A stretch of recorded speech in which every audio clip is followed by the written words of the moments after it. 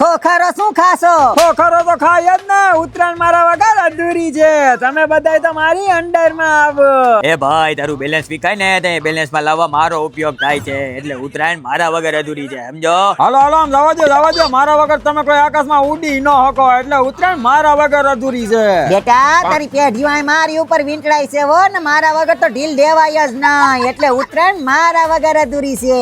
એ પતંગ કપાઈને તમે બધા મને વગાડે છે, એટલે ઉત્તરાયણ મારા વગર અધૂરી છે. અરે ભાઈ માણસો વાગ્યાથી ઉપર ચડે ને સૌથી પેલા મને ચાલુ કરે છે. હું આખો દી વાયકા રાખું, મારા વગર તો વાઇબ જ નો આવે, એટલે ઉત્તરાયણ મારા વગર જરૂરી છે, સમજ્યા?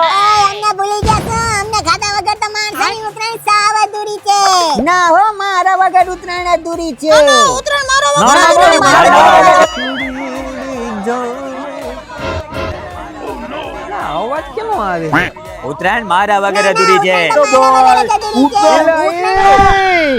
આ ભાઈ આવી ગયા, આપણે આને પૂછી લઈ. ભાઈ ઉત્તરાયણ અમારા બધા માંથી કેના વગર અધૂરી છે, તમે જ કયો. સવાલ વગરની વાત છે, મારા વગર. હો, હું તમને વાપરી જ નહીં તો પડ્યા રહો તમે ખૂણામાં, એટલે ઉત્તરાયણ તો મારા વગર જ અધૂરી છે. ઓ છોકરો, હે?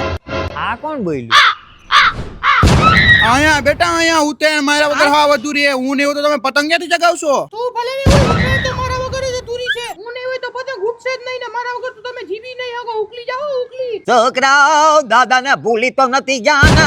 જો હું આઠમી ગયો ને તો તમે બધા આઠમી જાઓ, એટલે વધારે કોઈ બોલતા નહીં, સમજા? આઠમી જાઓ, આઠમી જાઓ.